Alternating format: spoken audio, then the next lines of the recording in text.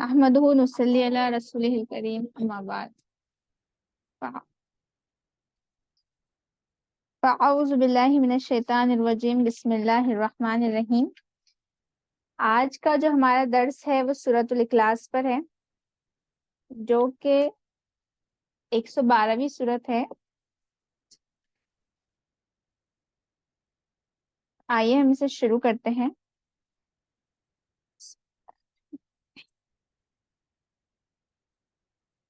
بسم اللہ الرحمن الرحیم۔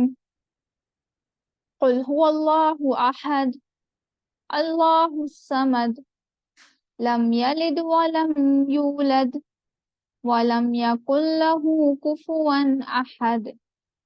صدق اللہ العظیم۔ سورۃ الاخلاص یہ مکی سورت ہے جو کہ مکہ مکرمہ میں نازل ہوئی۔ ہم یہ بات جانتے ہیں کہ جو سورتیں ہوتی ہیں وہ دو طرح کی ہوتی ہے، ایک مکی ہوتی ہے، ایک مدنی۔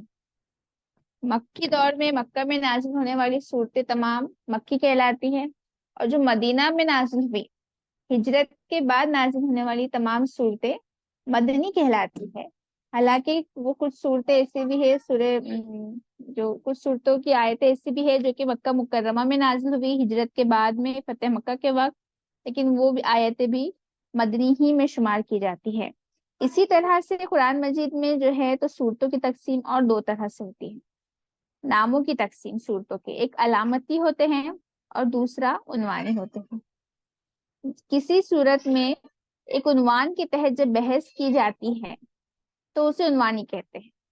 مثلاً کہ سورۃ النساء، جس میں کہ عورتوں سے متعلق جو احکامات ہے ان سے بحث کی گئی، تو اس لیے اس کا نام عنوانی سورہ ہے۔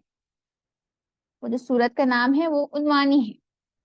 اسی طرح سے سورۃ البقرہ، جس میں کہ ایک مقام پر بقرہ یعنی گائے کا ذکر آیا ہے، اسی لیے اسے علامتی کہا گیا ہے کہ بس اس کے نام پر اس سورے کا پورا نام رکھا گیا ہے، البقرہ۔ اسی طرح سے علامتی اور عنوانی سورتوں کے ناموں کی تقسیم ہوتی ہے۔ تو یہ جو آج ہم پڑھنے والے ہیں سورۃ الاخلاص مکیہ، یہ بھی عنوانی ہے۔ اس میں الاخلاص یہ سورے میں کہیں بھی لفظ کا استعمال نہیں ہوا ہے، لیکن جو اس کا عنوان ہے، جس چیز پر بحث کی گئی ہے، وہ الاخلاص ہے۔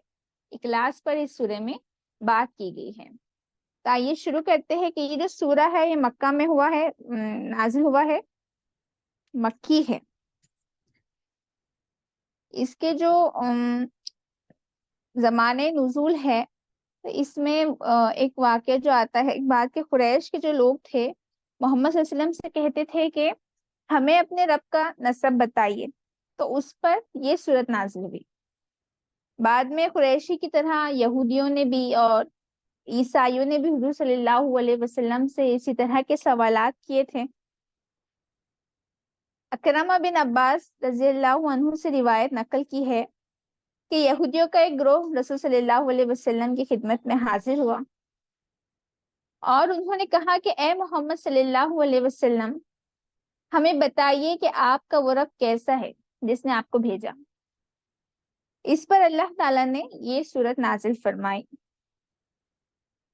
اس کے علاوہ ایک اور حدیث میں آتا ہے، ضحاک قتادہ کا بیان ہے کہ یہودیوں کے کچھ علماء حضور صلی اللہ علیہ وسلم کے پاس آئے اور انہوں نے کہا کہ اے محمد، ہمیں اپنے رب کی کیفیت بتائیے، شاید کہ ہم آپ پر ایمان لائے۔ وہ کیفیت سننے کے بعد تو اللہ تعالیٰ نے اپنی جو صفات ہے تورات میں نازل کی ہے، آپ ہمیں بتائیے کہ وہ کس چیز سے بنا ہے، کس جن سے ہے، سونے سے بنا ہے، تانبے سے بنا ہے، یا پیتل سے، یا لوہے سے، یا چاندی سے۔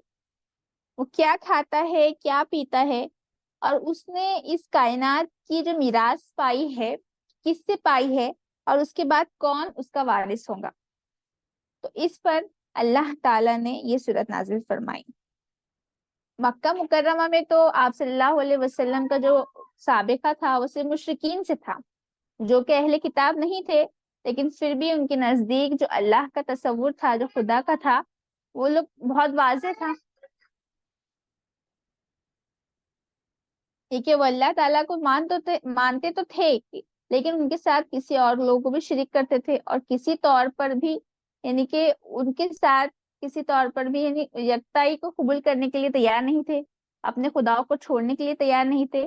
تو وہ لوگ ایسے سوال کرتے تھے. لیکن جب ہجرت کے بعد میں نبی کریم صلی اللہ علیہ وسلم مدینہ منورہ گئے تو وہاں پر آپ صلی اللہ علیہ وسلم کا سابقہ یہود و نصارہ سے ہوا، جو کہ خود اہل کتاب تھے.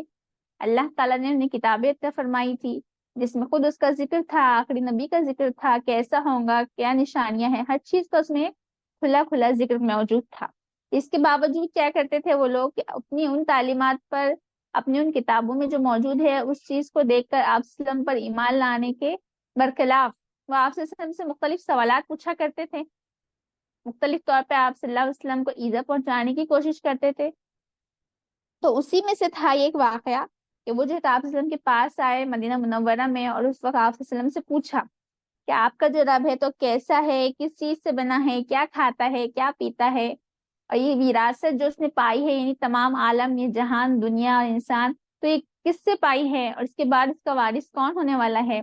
کیونکہ ان کے نزدیک تو حضرت موسیٰ علیہ السلام، حضرت عیسیٰ، مریم، یہ دونوں جو ہے تو تھے اللہ کے بیٹے تھے، اللہ کا بیٹا بولتے تھے نا حضرت عیسیٰ علیہ السلام کو.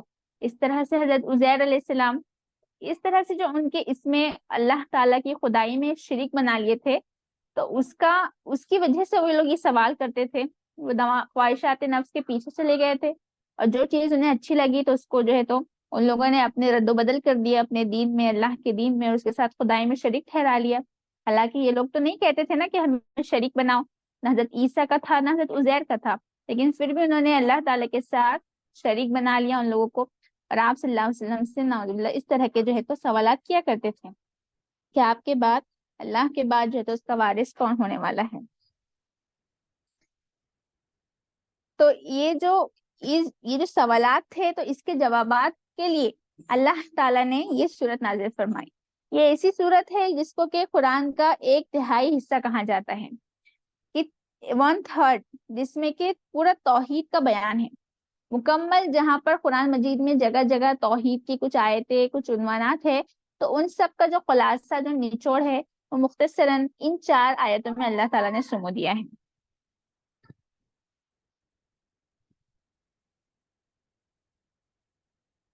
آئیے اب ہم جو ہے تو اس صورت کی طرف بڑھتے ہیں. سب سے پہلے اس کا ورڈ ٹو ورڈ ٹرانسلیشن دیکھ لیتے ہیں. بسم اللہ الرحمن الرحیم.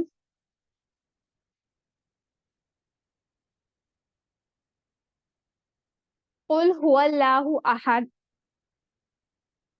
قل کہہ دیجئے، ہوا وہ، اللہ اللہ، احد ایک. قل کی تشریح ہم نے اس سے پہلے بھی دیکھ لی ہے کہ قل کہتے ہیں کسی بات کو بولنے کے، کسی قول کو کہا جاتا ہے قل. اور جو قول کا جو لفظ ہوتا ہے تو اس کے کئی معنی ہوتے ہیں، کئی معنوں میں وہ استعمال ہوتا ہے.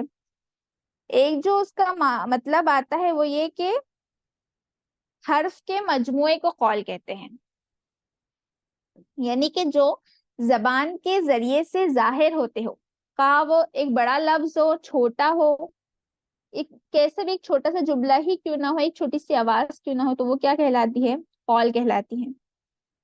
اور دوسرے جو اس کے معنی میں استعمال ہوتا ہے وہ یہ کہ جو بات ابھی صرف ذہن میں ہو، زبان تک نہ آئی ہو، تو وہ بھی چیز کیا کہلاتی ہے؟ وہ بات قول کہلاتی ہے. یعنی کہ جو ہم سوچتے ہیں ہمارے دماغ میں لیکن ابھی ہم اسے اظہار نہیں کرتے اپنی زبان سے، تو وہ چیز سوچنا، بات کو سوچنا، وہ بھی چیز قول کہلاتی ہے.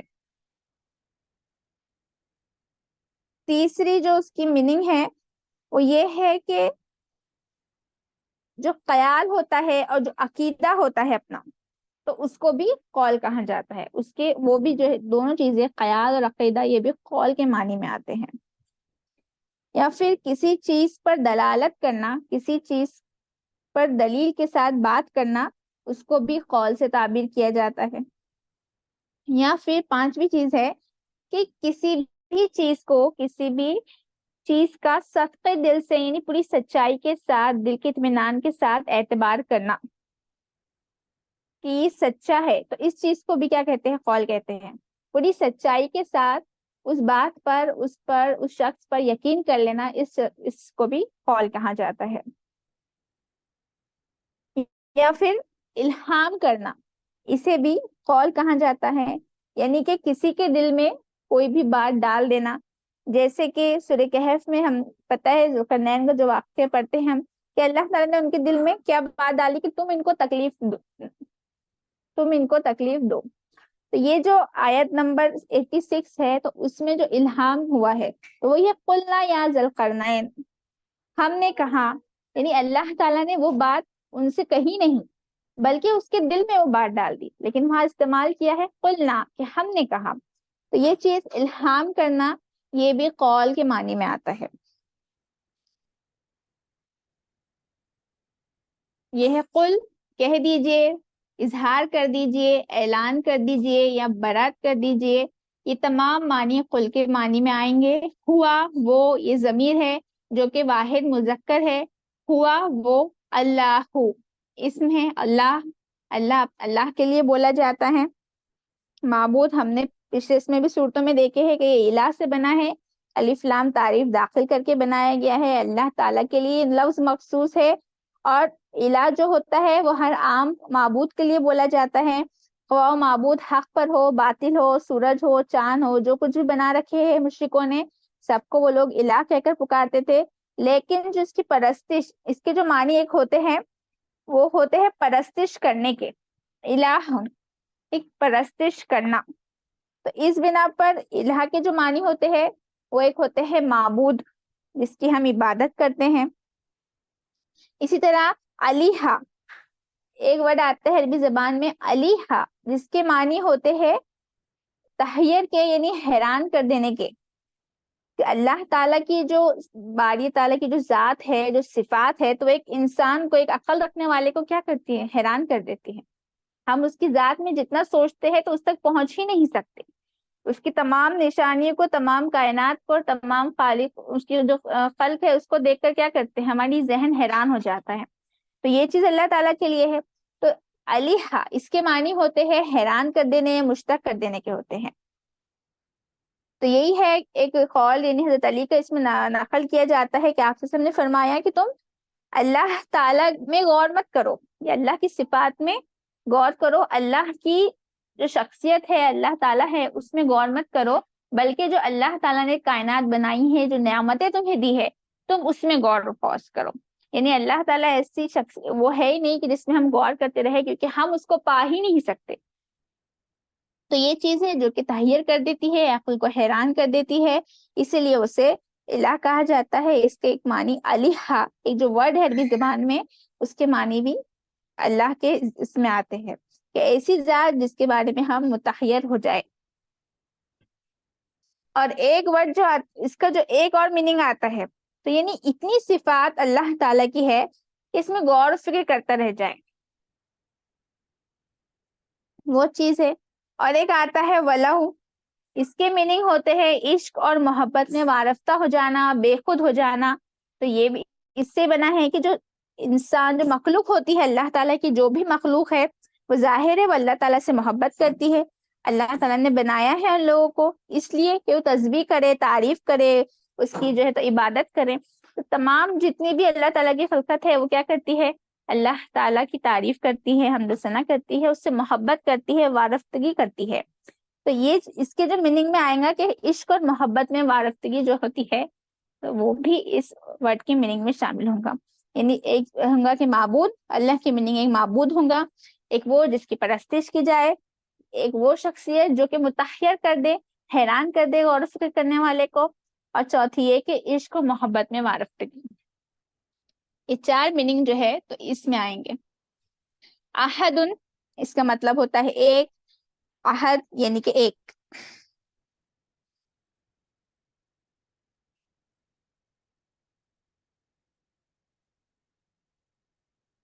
اگلی آیت ہے اللہ، اللہ الصمد، صمد کہتے ہیں بے نیاز کو، یعنی کہ صمد ایک اس کو بھی کہا جاتا ہے ایک ٹھوس چٹان کو، کہ جس سے حملہ کرنے والے حملہ کرنے والے سے بچنے کے لیے جس کے ہم سہارا لیتے ہیں، جس کے پیچھے چھپ جاتے ہیں، تو اسے بھی کہا جاتا ہے سمد. یعنی کہ ایک ٹھوس اور بے خوف چیز، جو کہ ایسی چیز جو کہ انسان سے، سمد ایک اس کو بھی کہتے ہیں جو کہ انسان سے کم درجے کی ہوتی ہے، اور ایک وہ ہوتی ہے جو کہ انسان سے بہت اعلیٰ درجے کی ہوتی ہے. تو یہ چیز ہے کہ اس میں سمد یعنی اللہ تعالیٰ ایک ٹھوس چیز ہے. یعنی اللہ تعالیٰ کے اللہ الصمد، وہ بے نیاز ہے ہر چیز سے. ہم ہر چیز میں یعنی اللہ تعالیٰ کے آڑ لیتے ہیں، اس کے پیچھے چھپتے ہیں. اللہ تعالیٰ کیا ہے، انسان سے بہت زیادہ برتر چیز ہے. تو اللہ تعالیٰ کی آڑ لیتے ہیں، وہ بے خوف چیز میں جو ہے تو اللہ تعالیٰ سب سے پہلے شامل ہے. اور میں اللہ کو سمد کہہ کر جو ہے تو اللہ الصمد یعنی اللہ بے نیاز ہے. تو اس آیت میں جو ہے تو اللہ تعالیٰ کو سمد کہہ کر اس حقیقت سے آگاہ کر دیا گیا ہے کہ مشرکین نے جن چیزوں کو یعنی کہ اپنا معبود بنا رکھا ہے، تو وہ جو ہے تو ذات الہی جو اللہ تعالیٰ ہے اس کے بالکل برعکس ہے، بالکل نچلے درجے کی ہے. اسی طرح سے جو یہود اور نصارہ تھے، تو ان لوگوں نے کیا کیا تھا، حضرت مریم علیہ السلام کو اور حضرت عیسیٰ علیہ السلام کو بنا دیا تھا خدا کا بیٹا، اس کی ماں. تو اس طرح سے اللہ تعالیٰ سورہ مائدہ میں اس کی جو فرماتے ہیں کہ ان کی جو والدہ یعنی مریم خدا کی دل اور سچی فرما بردار تھی. وہ دونوں انسان تھے، کھانا کھاتے تھے. یعنی کہ جو بے نیاز ہوتا ہے تو اس کو اس چیز کی ضرورت نہیں ہوتی کہ کیا کھانا ہے، کیا پینا ہے، کیسے رہنا ہے، کون سا ساتھ میں ہے کیا.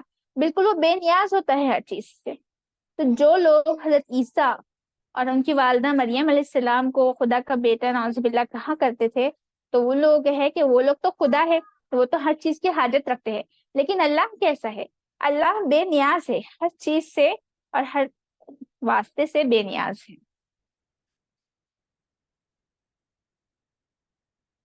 تیسری آیت ہے لم یلد، لم نہیں، یلد اس نے پیدا کیا، اس نے جنا، ولم اور نہیں،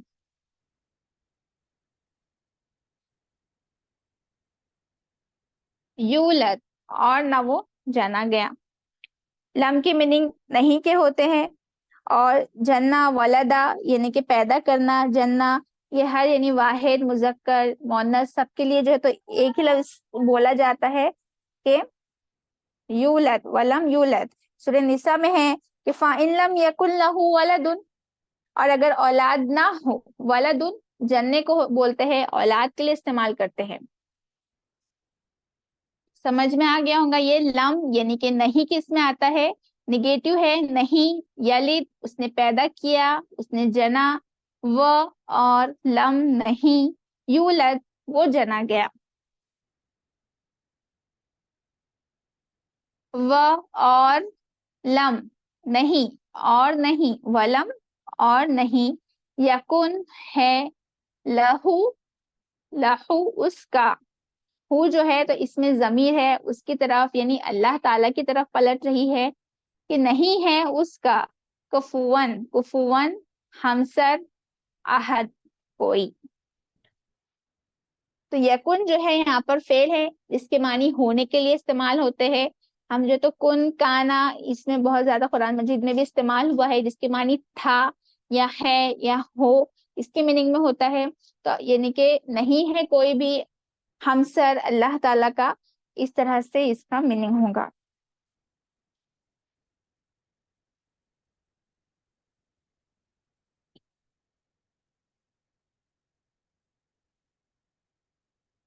تو پہلی آیت ہے ہماری قل هو اللہ احد، کہہ دیجئے وہ اللہ ایک ہے.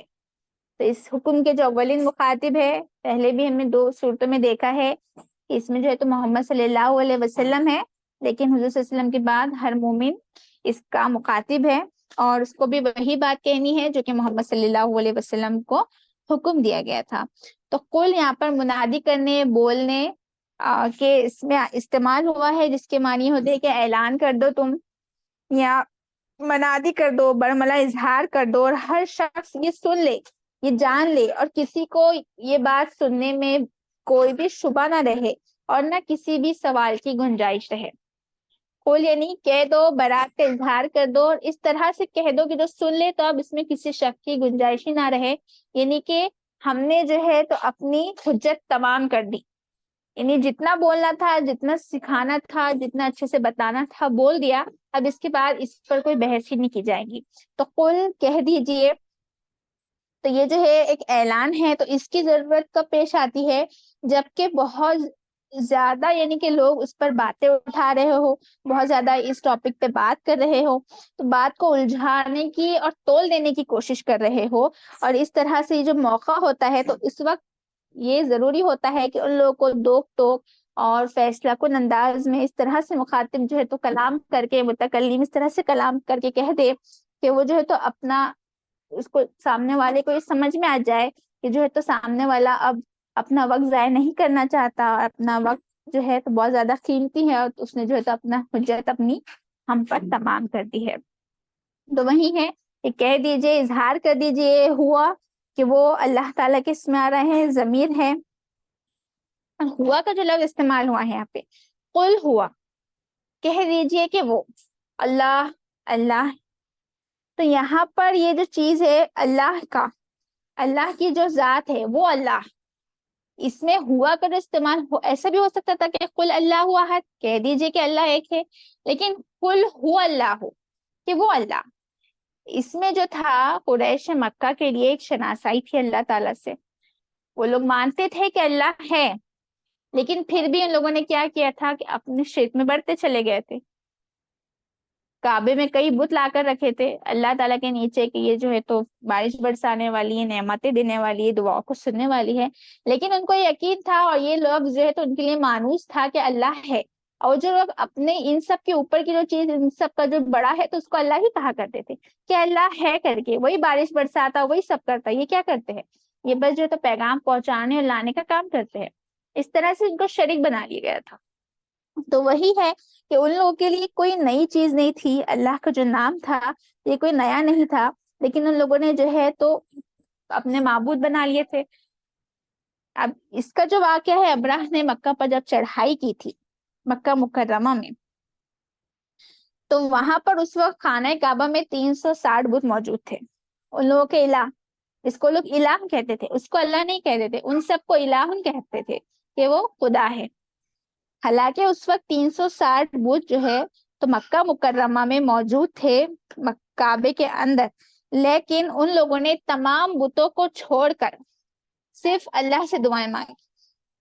جس وقت ابراہ نے مکے پہ کعبے پہ چڑھائی کی تھی اس وقت کی بات ہے کہ اس بلا سے اسے بچا لے، اب تو تیرے گھر کی حفاظت فرما، یہ جو الفاظ تھے، تو ان لوگوں کے لیے یہ چیز، یہ لفظ نیا نہیں تھا، بالکل لوگ اس سے مانوس تھے، اسی لیے یہاں پر ہوا وہ اللہ احد، کہ وہ اللہ ہے ایک، کہ وہی ہے جس نے کہ تمام کائنات پیدا کی، سورج چاند کو مسخ کر بنایا، وہی پانی برساتا ہے، وہی دعائیں سننے والا ہے، وہی ہم سب کو پناہ دیتا ہے، اور ساتھ میں وہی جو ہے تو تمام عالم کے لیے تدبیریں کرتا ہے، زمین و آسمان، تمام عرش کا مالک کیا ہے؟ اللہ تعالیٰ ہے۔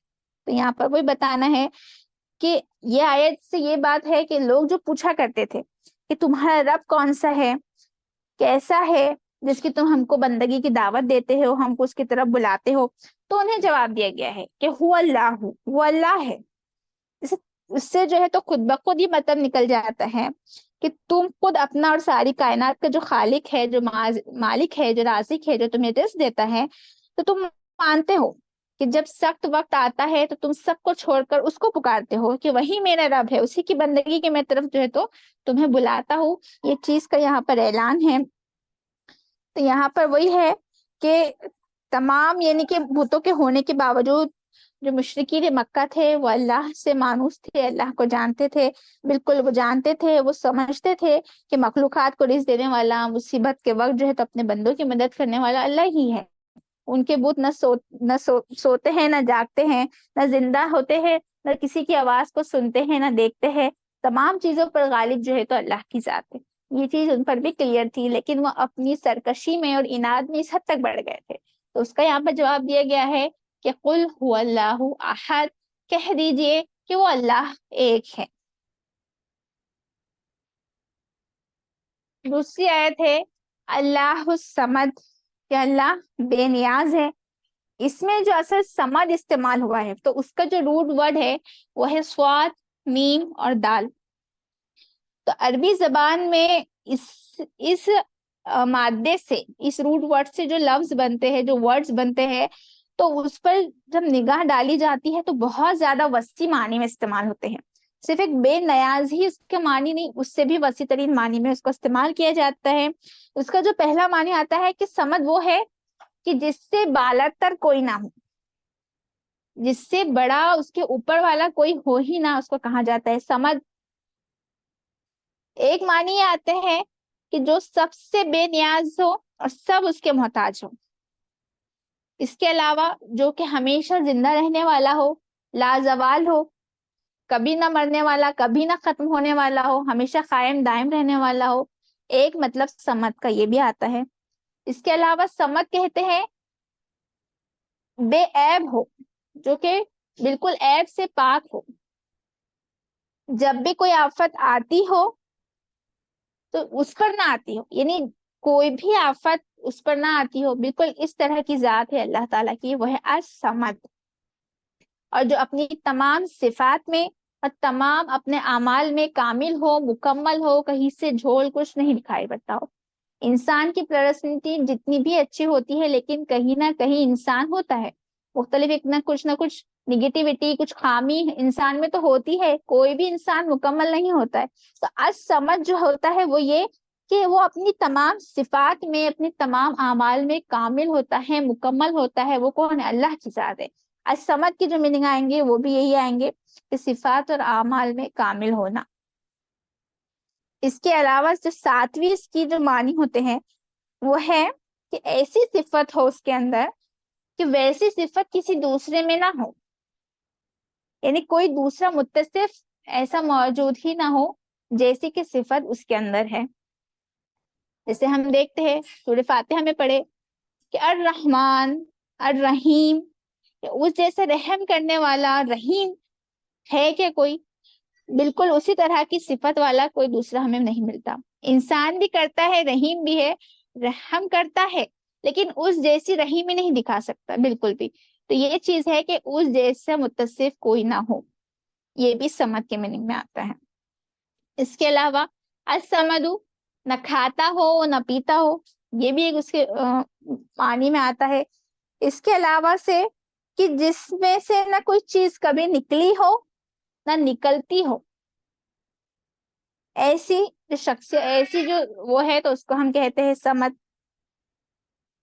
اس کے علاوہ ایسا وجود، ایسی ذات جو کہ اپنی مرضی کے مطابق فیصلے کرتی ہے، یعنی جب بھی جو فیصلہ کرنا چاہے وہ کرے، جو کام کرنا چاہے وہ کرے، اور اس کے حکم پر، اس کے فیصلے پر نظر ثانی کرنے والا یا اس کو ٹوکنے والا کہ نہیں تم نے ایسا غلط کر دیا، نہیں ایسا کرنا چاہیے تھا، اس کے متعلق یہ فیصلہ کرنا چاہیے تھا، ایسا کوئی دوسرا ہونا.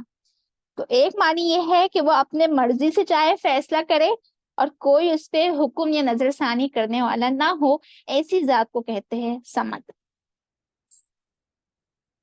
ایک جو اس کے معنی آتے ہیں وہ یہ ہے کہ جس کی طرف لوگ کوئی مصیبت نازل ہوتی ہے تو سب رجوع ہوتے ہیں، صرف اسی کی طرف رجوع ہوتے ہیں.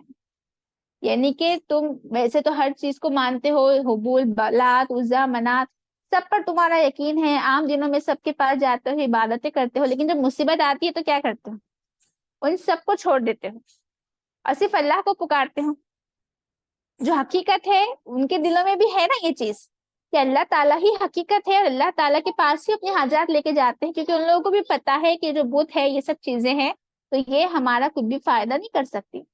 تو اس لیے کیا کرتے ہیں، وہ ڈائریکٹ اللہ کے پاس جاتے ہیں. دل میں کہیں نہ کہیں وہ جو ایمان ہوتا ہے اللہ پر وہ چھپا ہوتا ہے، وہ صرف مشکل میں، مصیبتوں میں ہی دکھائی پڑتا ہے.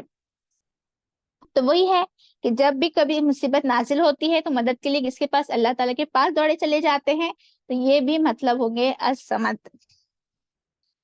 یا پھر یہ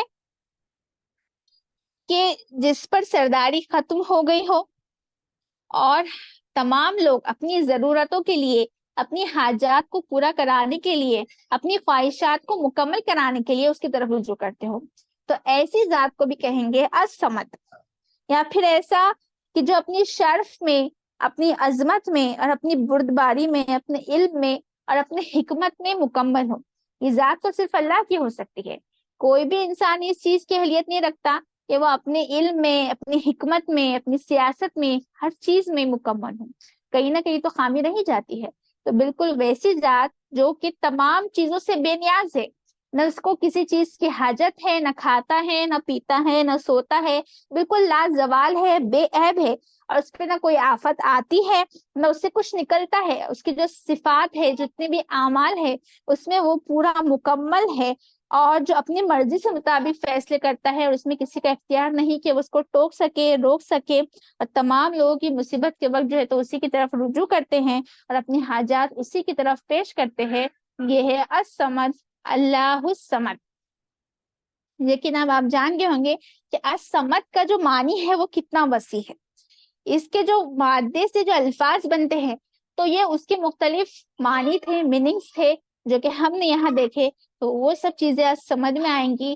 اللہ الصمد کہ اللہ سب سے بے نیاز ہے۔ لم یلد ولم یولد، یہ ہے کہ مشرکین جو ہوتے ہیں تو ہر زمانے میں جو ہے تو خدا کا یہ تصور مشرکین لوگوں نے اختیار کیا، وہ یہ تھا کہ خداؤں کی کوئی جنس ہوتی ہے۔ مثلاً کہ بنی اسرائیل میں کیسا بچڑا بنا لیا گیا تھا، انہوں نے خدا کو کیا جانور سے تعبیر کر لیا تھا، سونے کا ایک بچڑا بنا لیا تھا۔ اسی طرح سے کعبے میں جو بت تھے وہ مختلف دیوتی دیوتاؤں کے تھے، الگ الگ اس کے بت رکھے گئے تھے، اس میں کوئی مؤنث تھے، کوئی مذکر تھے، کوئی جانور تھے۔ تو اس طرح سے مشرکین نے اور جتنے بھی یعنی کہ جو شرک کرنے والے لوگ ہیں پہلے سے آئے ہیں، تو ان لوگوں نے اپنے خدا کی کوئی نہ کوئی تصویر بنائی ہے اور ساتھ میں کوئی جنس بھی متعین کی ہے۔ تو یہاں تو ان لوگوں کا یہ ایک عقیدہ یہ تھا کہ ان خداؤں سے کوئی جنس چلتی ہے، ان کی کوئی جنس چلتی ہے، ساتھ میں ان کی اولادیں ہوتی ہے۔ اس طرح سے بہت سے افراد ہیں، ان میں جو ہے تو شادی بیاہ ہوتی ہے، یعنی خداؤں کے درمیان میں شادی بیاہ ہوتی ہے، ان سے توالد و تناسل کا سلسلہ چلتا ہے۔ تو یہ جو جاہلانہ تصور تھا، تو اس سے انہوں نے نبی آپ سے اللہ تعالیٰ کو بھی جو ہے تو بالکل پاک نہیں سمجھا، اور کیا کہا، اس کے لیے اولاد تجویز کر دی۔ فرشتے جو ہوتے ہیں تو کہنے لگے کہ یہ اللہ تعالیٰ کی بیٹیاں ہیں، اور انبیاء علیہ السلام کی جو امتیں تھی تو انہوں نے بھی اللہ تعالیٰ کو اس سے خالی نہیں چھوڑا، اپنی جہالت سے وہ تو اتنے آگے نکل گئے کہ انہیں جو ہے تو کسی کو کسی کا بیٹا بنا دیا، کسی کا بزرگ کو کسی کا بیٹا بنا دیا۔ جو حضرت عیسیٰ علیہ السلام کا اور حضرت عزیر علیہ السلام کا جو واقعہ ہے، بالکل یہ ان کی جہالت کی ہی جو ہے تو نشانی ہے، کہ وہ جو ہے تو اللہ تعالیٰ کو کیا کرتے تھے کہ حضرت عیسیٰ علیہ السلام بیٹے ہیں، حضرت عزیر علیہ السلام بیٹے ہیں۔ تو اس طرح سے جو ہے تو غلط ملت جو تصورات تھے، تو یہ تہمات تھی، تو یہ ان لوگوں کے درمیان آ گئی تھی کہ جو خدا ہے تو وہ جو ہے تو جنتے ہیں، پیدا کرتے ہیں، آپس میں شادیاں ہوتی ہے، ان سے اولادیں ہوتی ہیں۔ تو اللہ تعالیٰ یہاں پر اس چیز کی نفی کر رہے ہیں کہ وہ جو ہے تو نہ کسی نے اس کو جنا، کہ کسی نے نہ اللہ تعالیٰ کو جنا ہے اور نہ وہ جنا گیا ہے۔ یہی بات ہے یہاں پر کہ ایک جو سوال وہ لوگ کرتے تھے کہ اللہ تعالیٰ کا جو نسب ہے وہ کیا ہے، اور ایک یہ تھا کہ اس نے جو یہ میراث پائی ہے دنیا، تو اللہ تعالیٰ کے بعد اس کا وارث کون بننے والا ہے۔ یہ کیا تھا، ان کے ایک جہالت پر مبنی مفروضے تھے جو فرض کرتے تھے۔ تو یہ ہے کہ اول یہ کہ ایک خدا ایک نہ ہو ان کے نزدیک جو وہ تھی، بلکہ خداؤں کی کوئی جنس ہونی چاہیے، اور جو ہے تو اس کے جو افراد ہوتے ہیں خاندان کے، تو وہ جو ہے تو اس کے خدا کے جو افعال ہے، جو اختیارات ہے، جو بھی سب چیزیں اوصاف ہے، تو اس میں ان لوگوں کو شریک ہونا چاہیے۔ اور دوسرا یہ تصور تھا ان کا کہ نر اور مادہ کہ خدا جب ملتے ہیں تو ہی جو ہے تو اتصال ہوتا ہے، اور ان کے بھی اسی طرح سے بچے ہوتے ہیں، اسی طرح سے ان کی نسلیں چلتی ہے۔ تو یہ جو چیز تھی وہ لوگوں نے فرض کر لی تھی کہ یہاں پر جو ہے کہ اللہ تعالیٰ نے بھی جو ہے تو کسی کو جنا ہے، وہ بھی کسی سے جنا گیا ہے، اور یہ جو چیز ہے، یہ جو میراث ہے دنیا پوری، تو یقیناً وہ اللہ تعالیٰ کے پاس کسی سے آئی ہوں گی، اور اس کے بعد کس کو جانے والی ہے، اس کے متعلق جو ہے تو چہم گویا کرتے تھے، اس کے متعلق بات کرتے تھے، یا یہ ہے کہ ایسا کہ اللہ تعالیٰ نے شاید ہو سکتا ہے کسی کو متنبع بیٹا جس سے بنا لیا ہو. جیسے عیسیٰ علیہ السلام کے تعلق سے خیال کیا کرتے تھے وہ لوگ کہ جو ہے تو کسی کو اپنا مددگار بنا لیا ہو, کوئی حاجت مند ہو تو اللہ تعالیٰ نے اپنے پاس رکھ لیا اور اس کو وراثت ملنے والی ہو. تو اس طرح سے جو کمزوریاں تھی, تو یہ جو کمزوریاں ہوتی ہے کیا انسانوں میں ہوتی ہے, لیکن وہ ان کمزوریوں کو اللہ تعالیٰ کے پاس منسوب کر رہے تھے. تو اس طرح سے اس کی نفی کی گئی ہے, اور یہاں پر بتایا گیا ہے کہ نہ اس نے جنا ہے اور نہ اس نے کسی کو جنا ہے اور نہ کسی نے اس کو جنا ہے, یعنی وہ نہ پیدا ہوا ہے اور نہ کسی کو پیدا کرنا, ہمیشہ باقی رہنے والا ہے, لازوال ہے. اور جو چیزیں, حکومت, تمام چیزیں ہیں تو سب اسی کی ہے, اسی نے ہم لوگوں کو پیدا کیا, اسی کی طرف ہم کو لوٹ کر جانا ہے. یہ سب چیزیں اس میں ایک دم کلیئر طور پر مشرکین مکہ کو سب بتا دی گئی ہے. اگلی آیت ہے کہ وَلَمْ يَكُنْ لَهُ كُفُوًا أَحَدٌ, اور اس کا کوئی ہمسر نہیں ہے. اصل میں جو لفظ استعمال ہوا ہے وہ ہے کفون. اس کے جو معنی ہوتے ہیں وہ نظیر یا مشابہ, اس جیسا دکھنے والا, مماثل, اس کے جیسا, یا ہم رتبہ ہونا, یا مساوی ہونا, ان چیزوں کو کہتے ہیں. یا پھر اس کے علاوہ اپنی ذات کا ہونا یا برادری کا ہونا, تو یہ چیز آتی ہے کفون میں, یعنی کہ کوئی اس کے جوڑ کا نہیں ہے. سب مخلوق و خالق, سب محتاج و غنی, سب فانی, اور وہ صرف تنہا ہے جو کہ باقی رہنے والا ہے. اس آیت میں یہی چیز ہے. تو اس صورت میں جو کہ اللہ تعالیٰ کی صفات مذکور ہوئی ہے, کون سی؟ اللہ احد, صمد, لم یلد ولم یولد. تو ان چیزوں کو سامنے رکھ کر ذہن میں جب ایک تصور, اگر ہم تصور میں آتے ہیں تو یہ ہوگا کہ ازلی رب کی ذات تو صرف کیا ہے؟ اللہ کی ہے. جب کچھ بھی نہیں تھا تو ہو سکتا ہے کہ جب کچھ بھی نہیں تھا تو ہو سکتا ہے کہ آگے کچھ بھی نہ ہوگا, تو تب صرف کیا ہوگا؟ صرف اللہ تعالیٰ ہوگا. وہ اپنی ذات میں بالکل کامل ہے, مکمل ہے, بالکل بے نیاز ہے, وہ کسی کا محتاج نہیں ہے, سب اس کے محتاج ہے, اور سب کے لیے وہ سہارا ہے, وہ پناہ گاہ ہے اس کی. ہم صرف اسی سے چمٹتے ہیں, اسی کی طرف جو ہے تو رجوع کرتے ہیں, اسی کے پاس پناہ کے لیے جاتے ہیں.